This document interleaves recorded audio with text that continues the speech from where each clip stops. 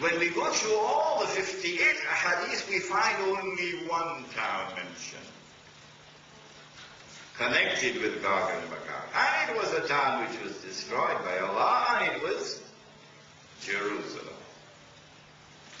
Of course, the hadith does not have the word Jerusalem, it has the word Baitul Maqdis, in Arabic.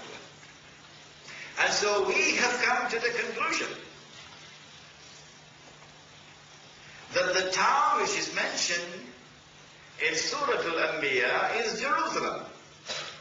And so what the Quran is saying, according to our interpretation, is that Allah destroyed Jerusalem, destroyed therefore the state of Israel, expelled the Jews from the Holy Land, and then banned their return. They can come back as tourists, yes, but they cannot come back to reclaim the Holy Land, unless and until Gog and Magog are released.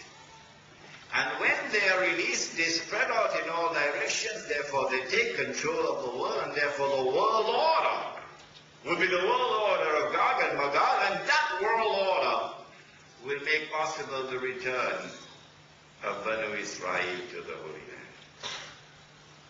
Who are Gog and Magog? Good question, eh? Good question. When we have the lecture on Surah Al-Kahf, that's tomorrow. Tomorrow at Darul Arqam at 5 o'clock, we will deal with this subject in greater detail. But for the purposes of today's lecture, in order to identify Gog and Magog, we must look for a people who are responsible for bringing the Jews back to the Holy Land. Who are they? A people who are obsessed with the Holy Land. Who are they? I want you to look at Europe. After the time of Prophet Muhammad, because Gog and Magog are released in the lifetime of the Prophet himself. The proof? 8 ahadith in Sahih Bukhari. 8. One event narrated in Sahih Bukhari 8 times. That Gog and Magog were released in the lifetime of the Prophet himself. So we have to look for a people after Muhammad والسلام, who are obsessed with the Holy Land. Europe became Christian. And that Europe is now obsessed with the Holy Land and engages in what even Singapore would know about, the Crusades.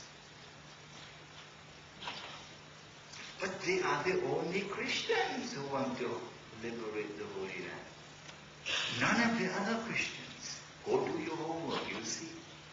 Only European Christians want to liberate the Holy Land in the Crusades. And so we say to you, Singapore, that the Crusades were not an essentially Christian effort to liberate the Holy Land. No. The Crusades were an essentially European effort camouflaged in the clothes of Christianity to liberate the Holy Land. And then one Sunday morning, a strange thing happened.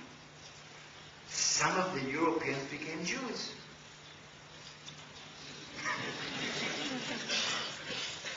I thought you had to be born as a Jew. You had to be from the seed of Abraham. But strange things happening. And these Jews,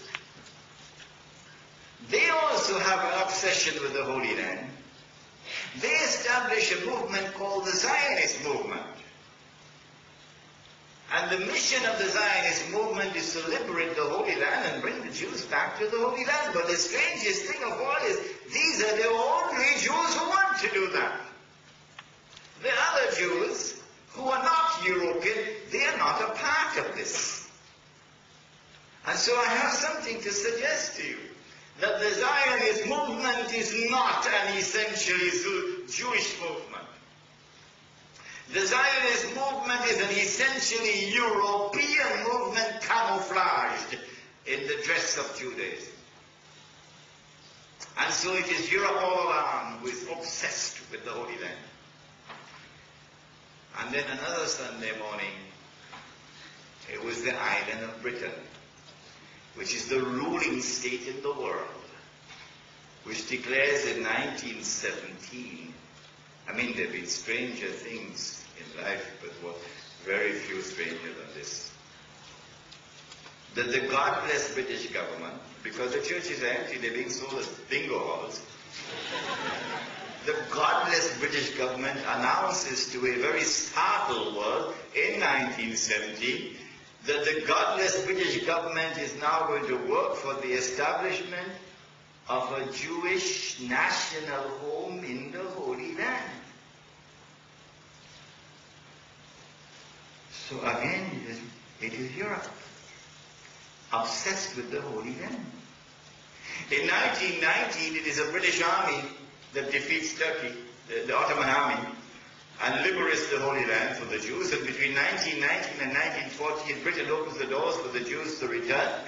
And 1948, Britain acts as a midwife for the baby to be born, the state of Israel. And so now it is as plain and as clear as daylight that Gog and Magog were released in Europe. And modern European civilization is the civilization of Gog and Magog.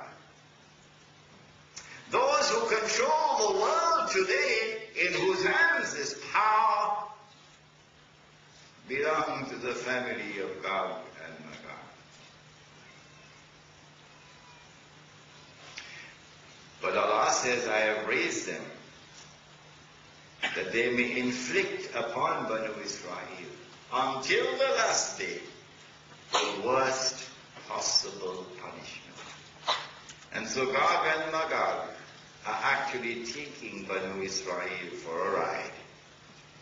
And it's the last ride on which they'll ever go. Who else will Allah raise?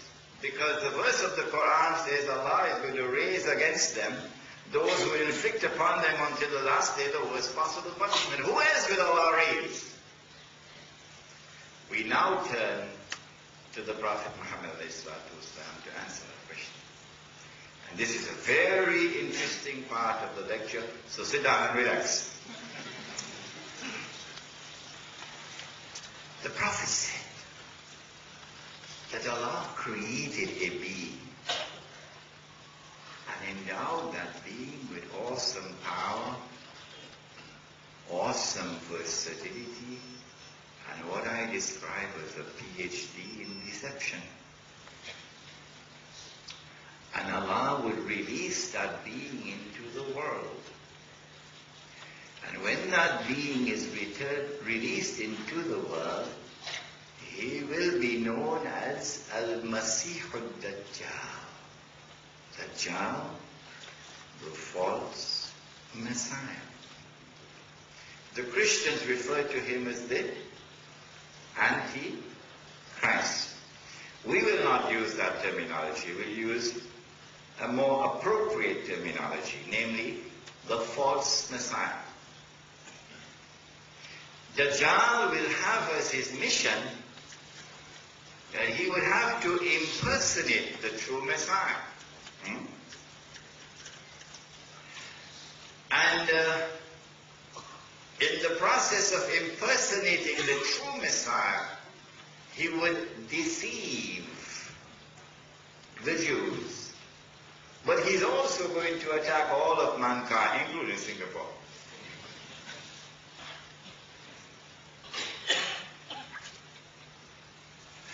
When Dajjal is released, and when we can see him, Dajjal, the false Messiah, will appear as a human being, as a Jew. He would be a young man. He would be powerfully built. He would have curly hair, and I'm not going to say anything about his eyes.